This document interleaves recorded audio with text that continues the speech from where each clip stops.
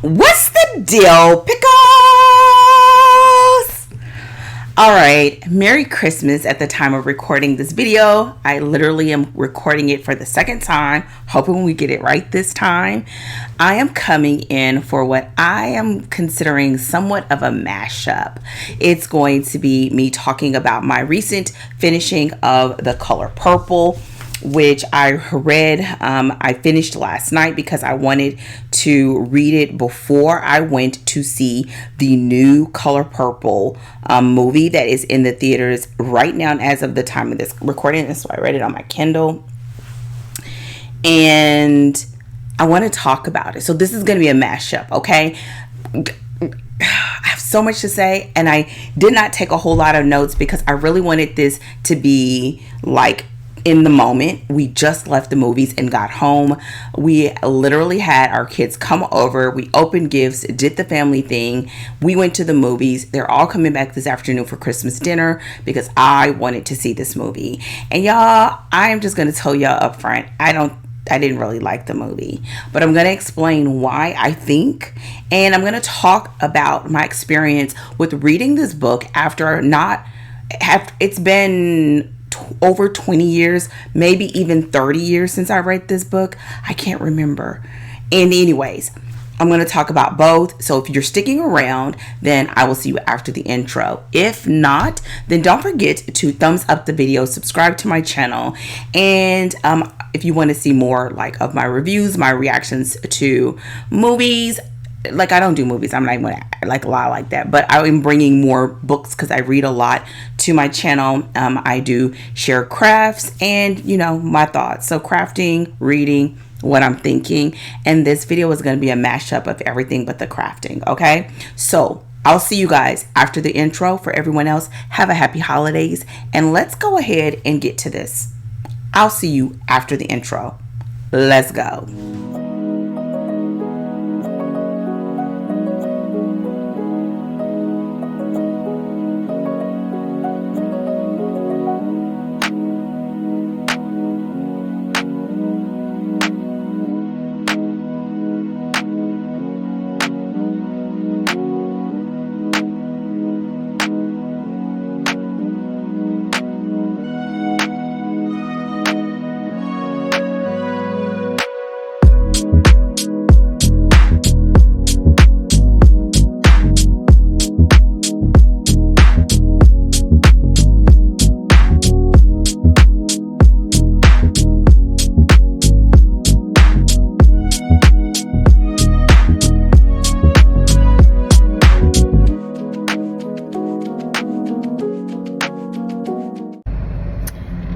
So, my husband and I, say hi, babe.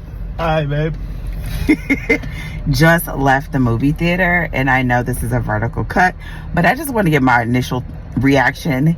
I can see how people are going to love it, but for me, myself, Dana, it was just okay. And I realized that I just didn't fully comprehend that it is a musical. And I'll explain more in the actual review, but I don't really like musicals. Love movies with music in them, but I don't like musicals, and I'm noticing that more and more as I get older. My husband loved it. I thought it was just okay. I also believe that because I love the original, and I just finished reading the book, it made the actual movie not as good to me. I think everybody did a great job. I was on the songs. And I think it was beautiful, and I absolutely loved the closing credits with the quilts at the end that were absolutely beautiful applique quilts. I probably like the quilts more than I like the movie. Anything else you want to add, babe, before I... Oh, I think you covered it all. Okay, he loved it. I thought it was okay. I don't think I would ever watch it again, though. Oh, man. I know. Oh, maybe watching it again, I would like it better. Because I'll know what to expect. I will like it better. I don't know.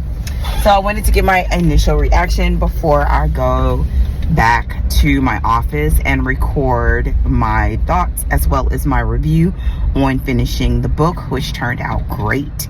And I guess I'll see you guys soon. Okay, y'all, this is the second time that I've had to record this. My microphone wasn't on. I'm letting y'all know I did not take a whole lot of notes.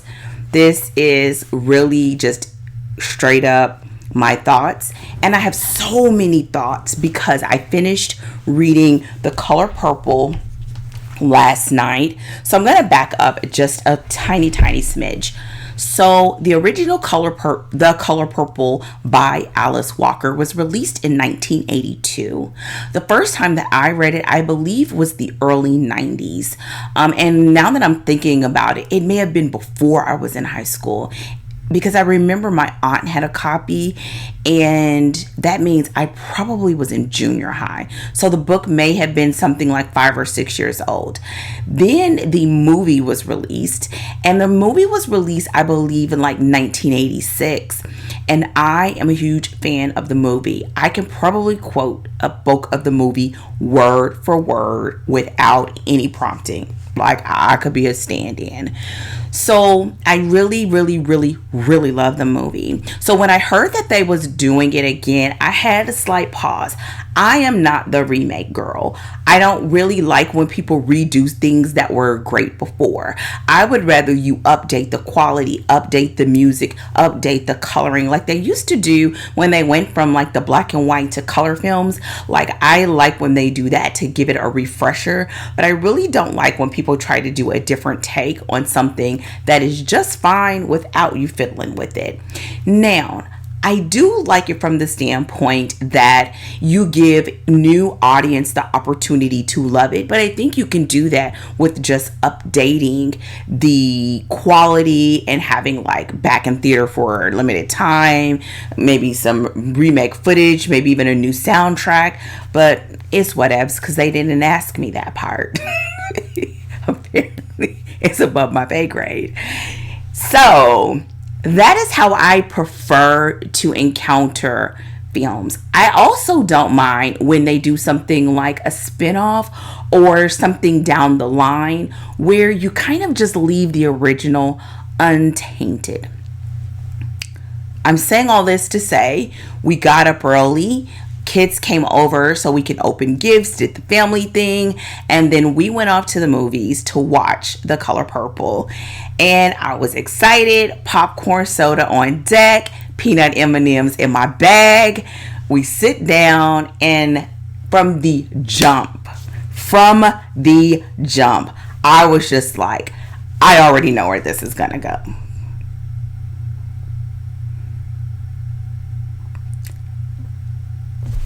Jump. Credit, the whatever the little things where they do the commercials, whatever they do before the movies. First song, I was like, oh hell, here we go. So before we get to the rest of that story, I'm gonna tell you about the book, and then I'm gonna come back to the movie. Okay, the book. Absolutely loved the book. I have so many thoughts, and I maybe even need to do a part 2 because I want to do some additional research. I want to do research because I believe that the more I encounter books that I read when I was younger, I get a whole different vibe. And I really think it's because when I read them, you don't have enough lived life experience to get the full impact of what you are reading and what you're encountering. It really is just emotions. It's not emotions with experience, with your own personal understandings of the world, like all of that. And so when I went into the book, I remembered a little bit, but the more I read it, I realized I remembered a lot of the movie. I didn't remember a lot of the book. So I go into reading the book and just knowing things like that. It was banned, and I looked up when I was younger. I used to babysit for one of my aunts, and she was a huge reader. So I used to have access to her entire library. And this was before, if you watched my my newbie booktube tag of me falling off and then falling in love with reading again. This was before I fell in love with reading again because I had access to her library of books which I'm calling a library, but her shelf of books, because she used to read and she used to be in a book club. So I had access to that. And this was one of those books that I read from her library. And then I was just like, ooh, because I was like, okay, especially because it was like, dear God, and then the things that her father was doing, or her pa, I'm just going to say her pa instead of her father, her pa was doing. And it didn't hit then the way that it hit this time. So with that said, I really feel like what I want to do, since this is the only book that I'm doing in this review, I want to read the description. And here we go. I'm going to read the description. And this from the U.S. Great American, this from the most recent edition, I believe, because I'm from the ebook. Sadie has grown up poor in rural Georgia, despised by society around her and abused by her own family. She strives to protect sister Nettie from a similar fate, and while Nettie escapes to new life as a missionary in Africa, Sadie is left behind with her best friend and confidant, married off to an older suitor, and since 12 alone with a harsh and brutal husband. An attempt to transcend life that often seemed too much to bear, Sadie begins writing letters directly to God. The letters, spanning 20 years, record a journey of self-discovery and empowerment, guided by the light of a few strong women. She meets Sugar Avery, her husband's mistress, and a jazz singer with the zest for life, and her stepson's wife, Sophia, who challenges her to fight for independence. And though the many letters from Sadie's sister are hidden by her husband, Nettie's unwavering support will prove to be the most breathtaking of all. The purpose they go into the... Okay, I'll leave it at that because I read it. It's like market stuff. So...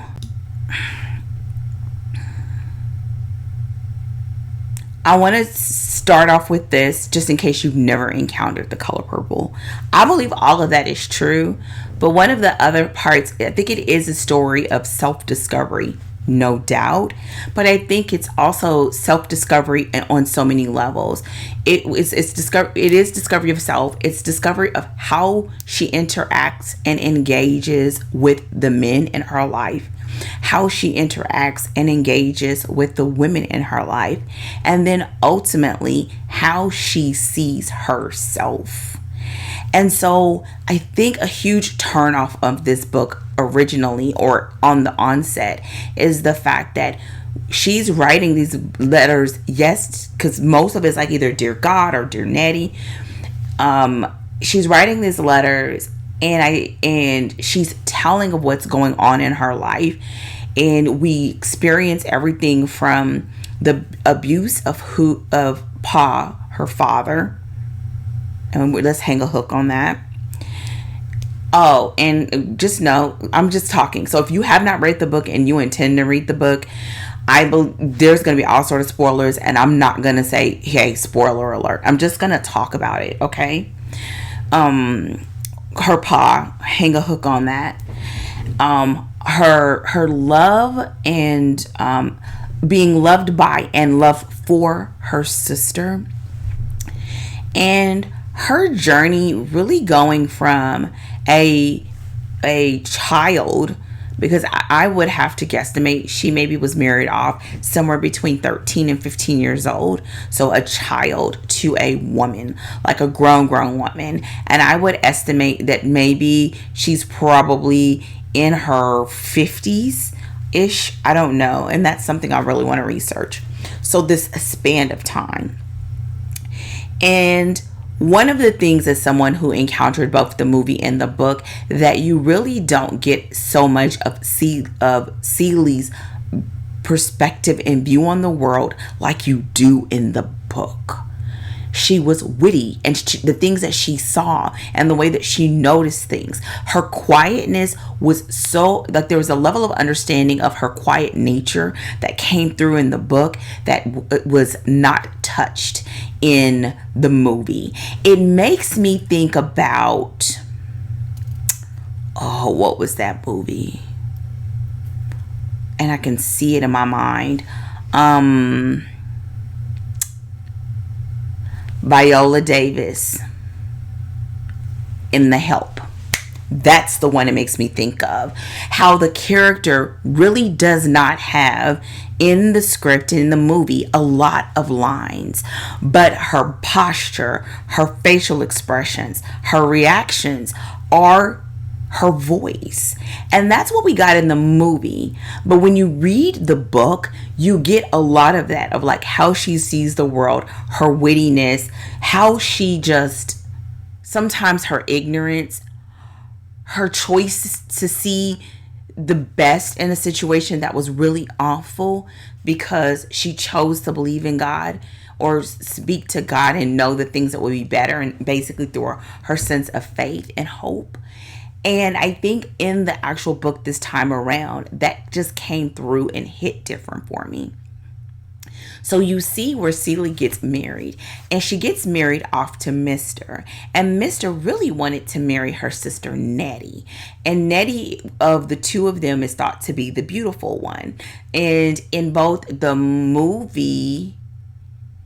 movies, it was depicted as Nettie being like a light, fair skin, what we would call light skin, being light skin, and Celie being dark skin, which I really think that was just all imagined for extra dramatics, because when you read the book, both Nettie and Celie have the same mother and father. How would you have such a huge difference? Granted, I can say, like, when I was younger, I always thought I was the darker. I knew I was the dark one of my sisters, but now I don't see that big of a difference. But I guess other people saw differences when I was younger, so I just don't see why they made such a big difference. I think they just did it so that you could.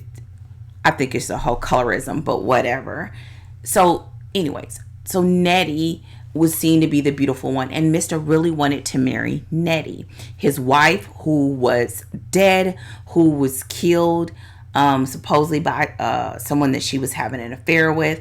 And I don't quite remember if the book said the same thing, but she died and left him with kids.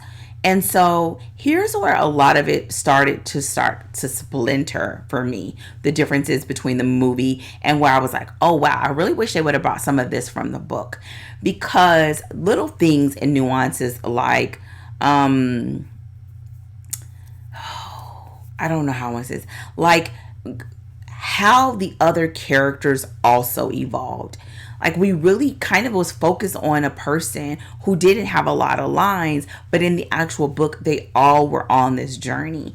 And what I recall, again, because I didn't take notes, is the fact that in the book, Celie had an infatuation with Suge Avery way early in the book. It wasn't from the moment once she was like married to Mr. And if I'm not mistaken, it was an encounter with her imagery or something well early, like before she even married him. And I could be a little bit off because I didn't take notes, so I'm just gonna warn you. But she had this thing and this connection with Suge Avery early, and then later, once she marries Mr., she's experiencing abuse. Basically, he treats her like a child because she's a child instead of like a wife.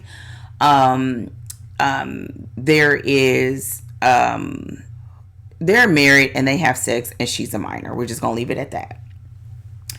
And she's just in her attempt to just be obedient and kind of just thug this thing out. And this is after, she has 2 children by her pa, and him taking the children away and telling her that he gave them to God. And so this is a young lady in this story that has a lot going on. Her mother is dead. Her only close relationship is her sister. She's married off. Her children are taken away from her. And they probably did the best depiction of that in the original movie, of him just stripping those kids away from her in just the most almost humane way possible. And so it almost makes it so that in her mind, her only true lifeline is her sister. And so when her sister, when Celie is married off, her sister is left at home with her father. And at this point, I believe their mother was still living in the book. But I believe in the new movie, the mother was dead.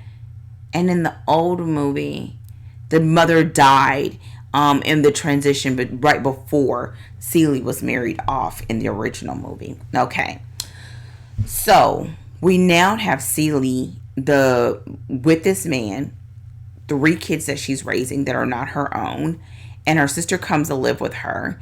And because Mr. just was inappropriate and tried to force himself on Nettie, and she did not want it, he throws her out, and that separates Celie from her sister.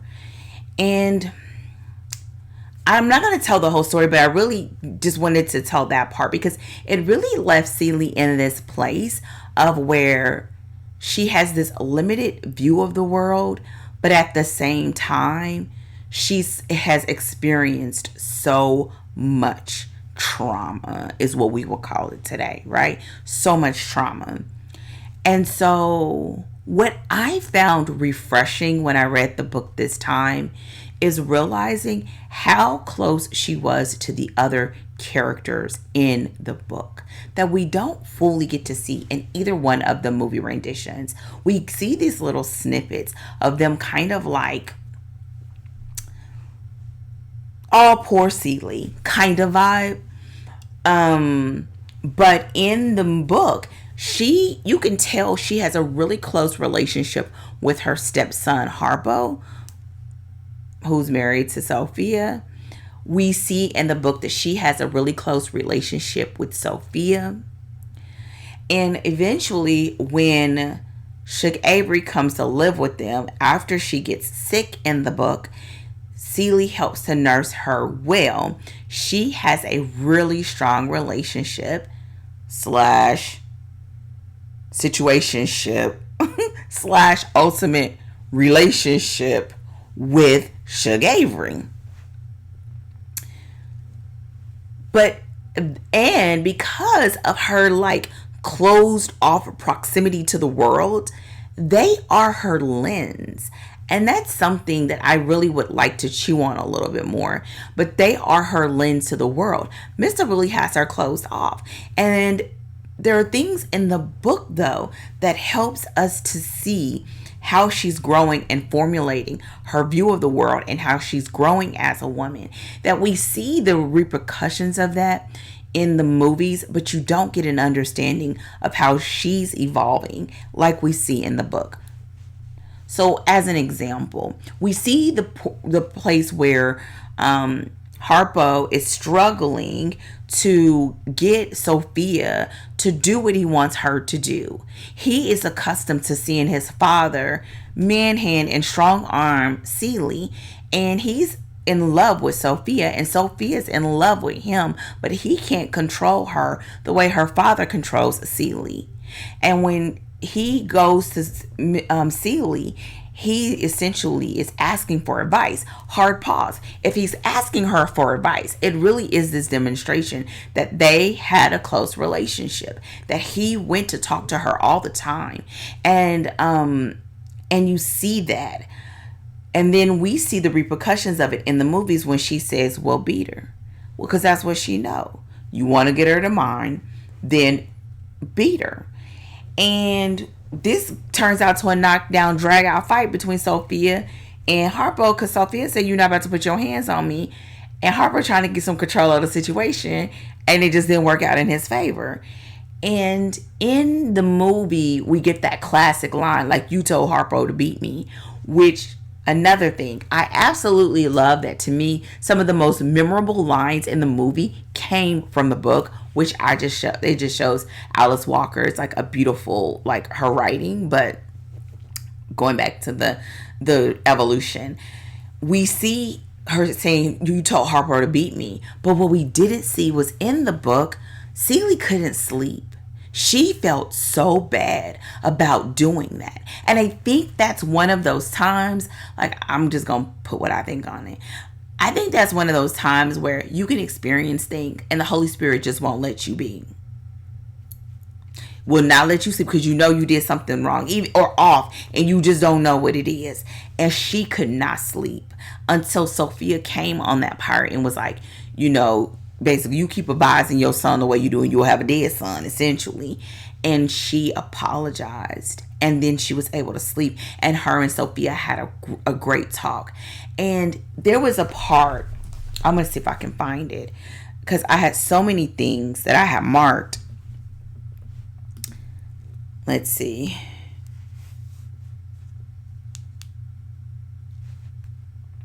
Okay, here we go. Y'all,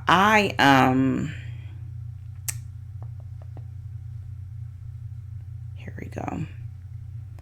I have so many things marked. I don't know what's gonna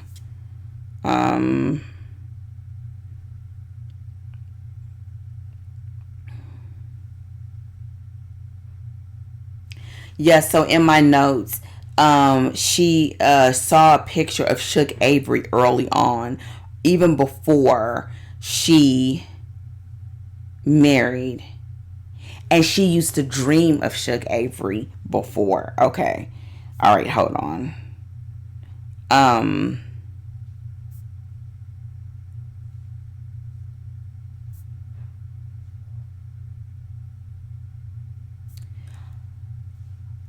I named y'all, I had so many notes.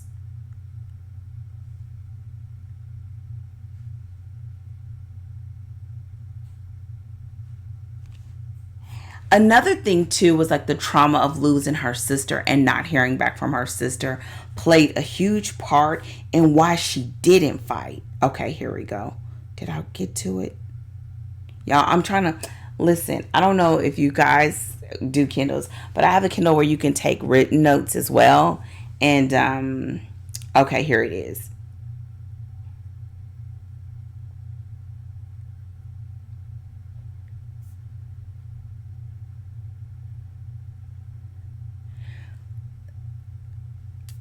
Okay.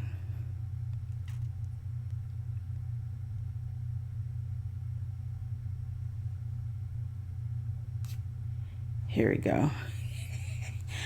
There was a little thing, because I'm scanning. I really want to understand why she never put what mistress in that last name was. It's just Mr. Blank. And it's like that throughout the entire book.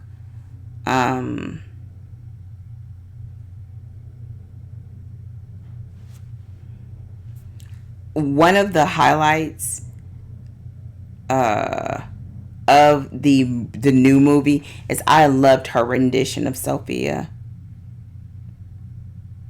I loved her rendition of Sophia. Here we go.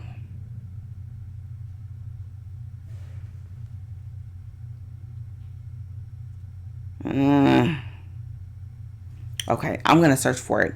The point is that beat. I'm trying to see if I can just search for the words. The point is they had this close relationship.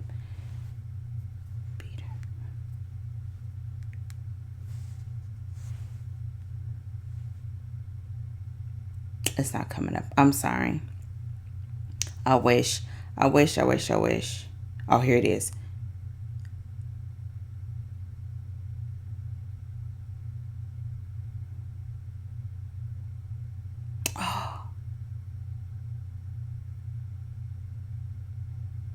I can't find it. I'm sorry. The point is when that she felt so off about it, and it really did have this moment of them coming together. That's when she says the line that we do see in the first movie of like, you better bash Mr. Heads in and think about heaven later. And after she said that, the two of them burst out laughing. And this is one of the few times that you hear about Celie laughing in the book. And to me, it was just like this thing of how they're all moving and growing together, just like life, right? So you see her closeness with Sophia, and that's when it all makes a lot of sense for the other parts of the movie of how in the new movie they showed it really well, and in the book she went to go see Sophia in prison all the time. Another thing that I liked about the book that wasn't in either one of the movies, in the extent that I would have loved to see it, is the fact that when Miss Sophia goes to prison because of not wanting to go to work for the mayor's wife, Miss Millie, she y'all, I'm looking off because my brain is trying to bring down recall. So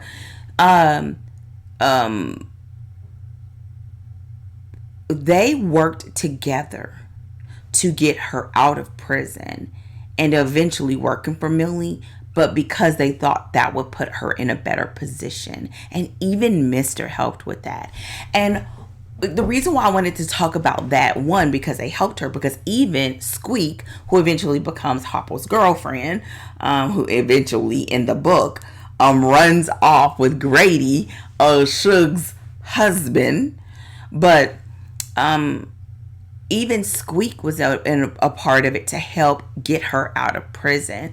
And so to me, the book showed a lot more of them helping each other, which makes a lot of the later portions that are highlighted in the movie make more sense of how close Celie, Sophia, Suge, and Squeak are as women in the book. You see it in like a passing by, and you see it a little bit more with Celie and Suge, but you don't realize to the extent of how all of them. And in the movies, they made it seem like, oh, she just gave her this small thing, but they spent a lot of time together and they were close. So in the book, they used to quilt all the time, which I loved. And the quilts at the end of the new movie are absolutely gorgeous, like amazing. So you see Celie move on, and I'm not going to tell the whole thing of everything, but the other part that I really wish would have been highlighted somewhere was also Mr's evolution. I think in the newer movie, they do show a little bit better towards the end of how he came around and he was around Miss Celie, or around Celie when she had her shop. But in the book, you see it more of how, in a lot of ways, he had to grow from that situation after suffering a bout of what I would consider depression after she left. He really had to look at what he did and how he contributed to that situation. And he grew to the point where at the end of the book, they were friends. Even to the point where he sort of like was wanting to see if she wanted to marry again. But at that point, she was in love with Suge. She was in love with Suge, was in and out of love with Suge, but still was about Suge. And she didn't want to, she was like, I didn't even want to marry you the first time. And so he even evolved.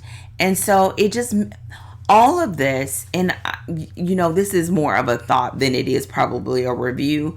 All of this makes me really think about, in this case, of like representation and what does it look like. The fact of, you have these very strong women that have had these different experiences. You have Celie, who was kind of under the thumb of every man that she had been with, to the point where she didn't want anything to do with men. And I think for me, that whole thing of Mr. having a blank space, it's like it was any man. She had, in my opinion, one man, other than kind of Harpo, because they had a close relationship, where she just had a very positive experience with him.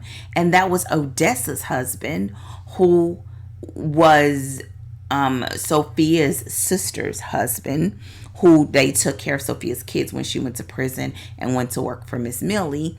But every other man in her life kind of just felt like this amalgamation of all this badness, and that was really sad. So to see Mr. towards the end somewhat, I don't know if it was a full redemption, but to be in a position of where he really understood at least a little bit of how he inflicted such pain on her, and for them to get to a place where they were friends and they could sit and sew and talk together. I think that is probably one of the most beautiful things about it. And not because it's this thing of just like not just, oh, I forgive you, But the fact that time, like, he had to be remorseful enough, he had to be apologetic, she had to have grown in her own way, and then accepting like where they are at that point and moving forward so that she could have peace in her life.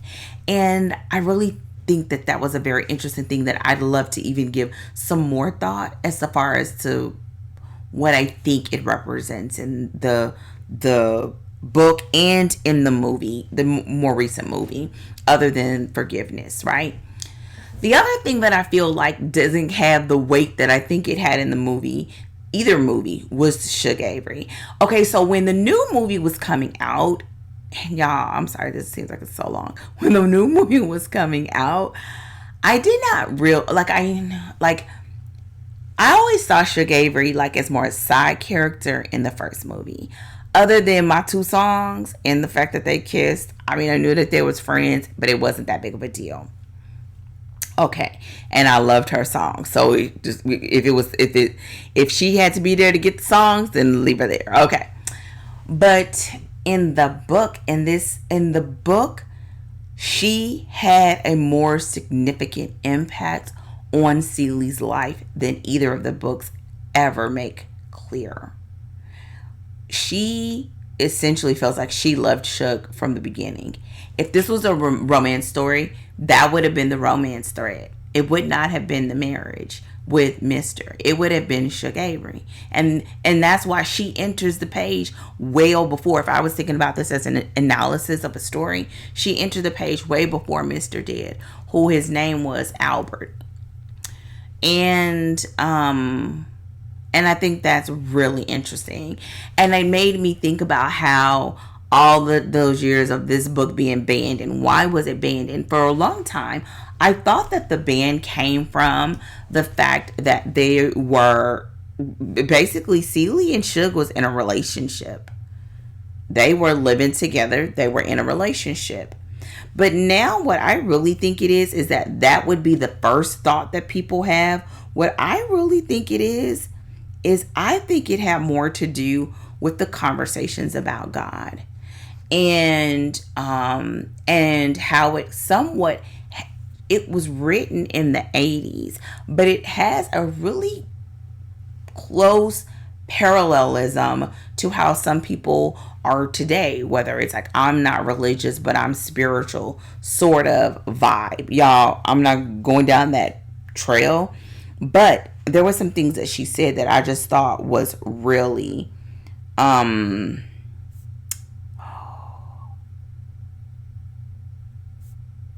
okay.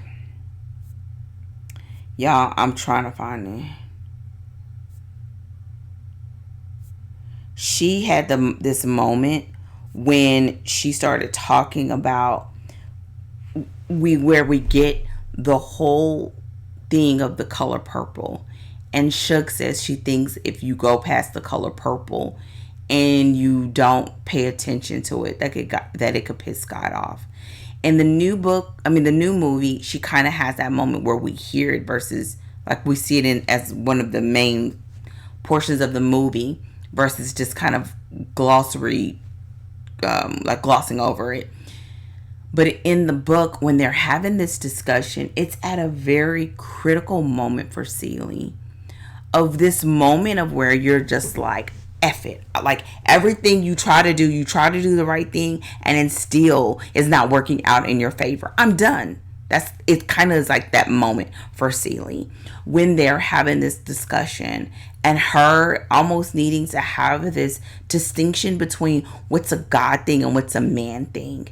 And Suge Avery really did have some interesting thoughts on that. And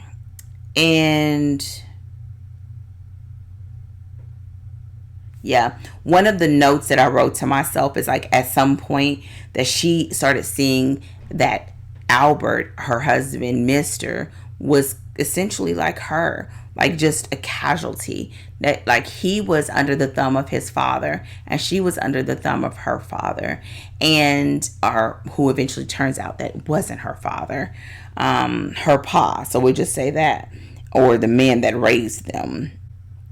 And anyway, so Miss Y'all, I really wish. This is another thing. This book does not have chapters. So it's hard to get back to places even if I want to, because there are no chapters. And yeah. Okay. And so I can't get back to it. Basically, I would say everyone should read this book. Everyone should read this book. And I think it just says so much that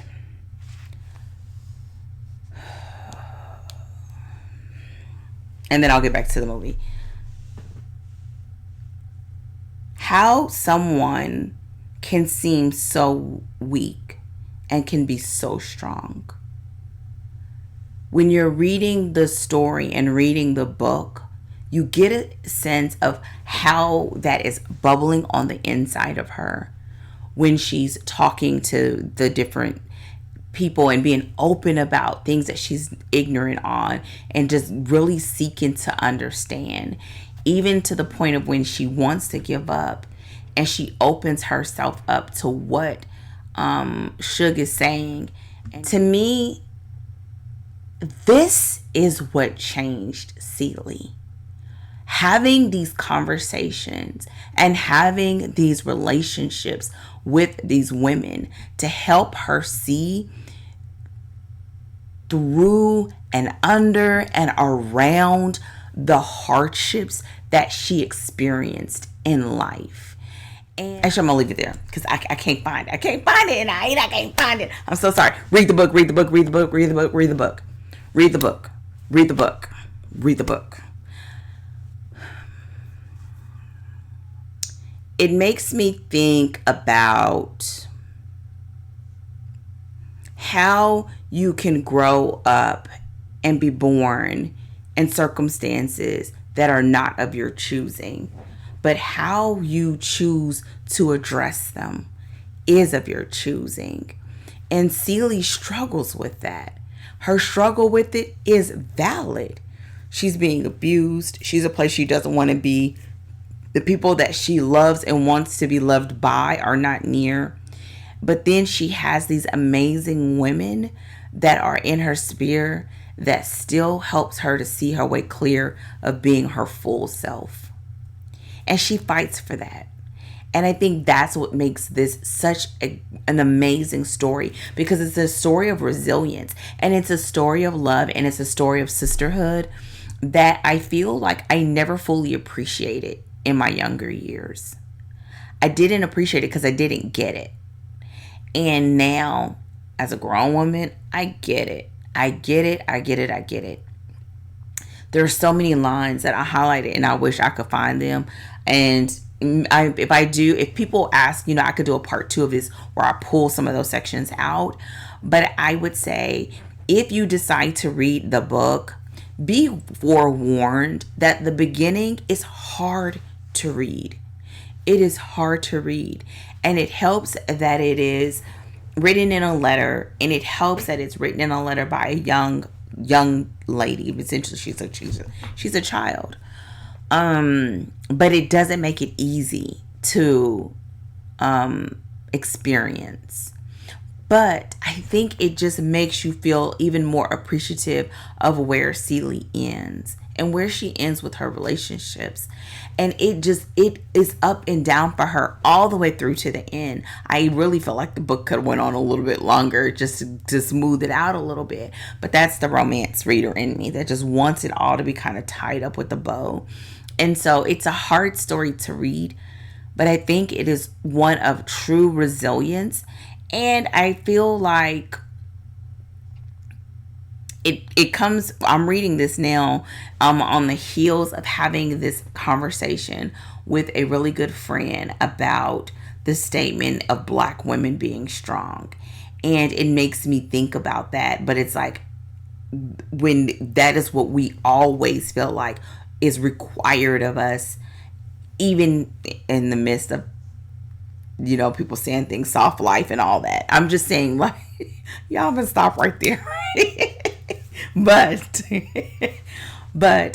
it makes me think about that. And when you put together Celie, who is this quiet woman that was in a marriage with an older man that was abusive, ended up having, abuse from the hands of her pa, who was not her father, thank you, but for a long time she thought it was incest. Then you have Sophia, who was a strong woman, but who had people always trying to overtake her and overtake that spirit in her. Then you have Shug, who is, honestly, she said it like she meant it and meant what she said, and people just kind of, they loved that about Shug. And it's almost as if she's praised for, it's almost like her and Celia are the exact opposites, but at the same time they're not. Because at the end of all of this is people just want to be loved for who they are. Point blank, period. Right? No revisions, no alterations, and all of that. And so in the end, I'll close this out because this is way longer than I anticipated.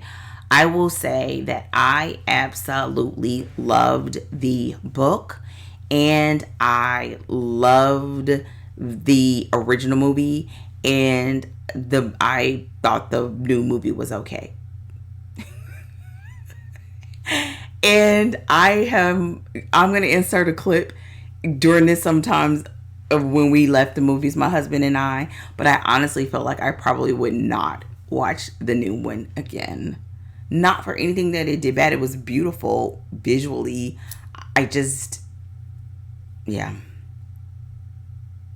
And my husband says he'll buy it and I will try to watch it again. I feel like after watching that, because I had such anticipation for it, that I need to go watch the original one to feel like it is what I was looking for. The final thing, I think, because of the singing, I think it's almost as if you didn't get any full meat. The singing, it was what kind of rises to the top, and it makes it so the other content that gives the movie its full richness is somehow, for me, lost in translation. It's a lost in the middle and somewhere in there. So yeah, those are my thoughts.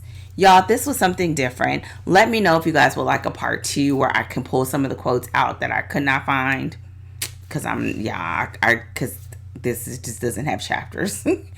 And if you would like some more like this, of just like a comparison between the book and the movie, because I could literally talk about this one book for a handful of other videos about the sisterhood, about the relationships, about the fact that her and Suge was a whole relationship that everybody kind of glossed over, and it was a kiki moment, but that was her true love. Suge Avery was her true love, and I believe she was Suge Avery's true love.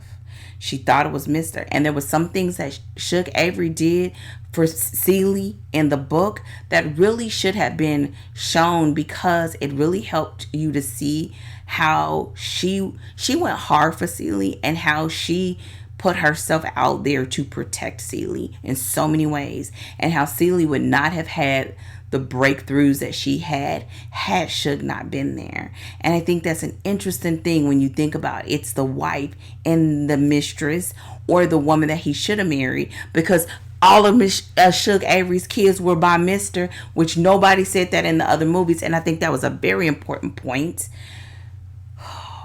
Y'all, so many points. I'm going to get out of here, or I will find point after point after point, because there's so much in that book. It is a lot of meat in that book. So with that said, let me know your thoughts. Have you watched the new movie and the old movie? What were your thoughts? If you did watch both, did you like the new movie? Did you like the old movie? Have you read the book? Do you like it? Come on, let's have a whole conversation in the comments. And I look forward to coming back with another book talk-ish video. All right, talk to you soon. And if you haven't done so already, thumbs up the video, subscribe to my channel, and I will see you all hopefully sooner than later. Happy reading and goodbye.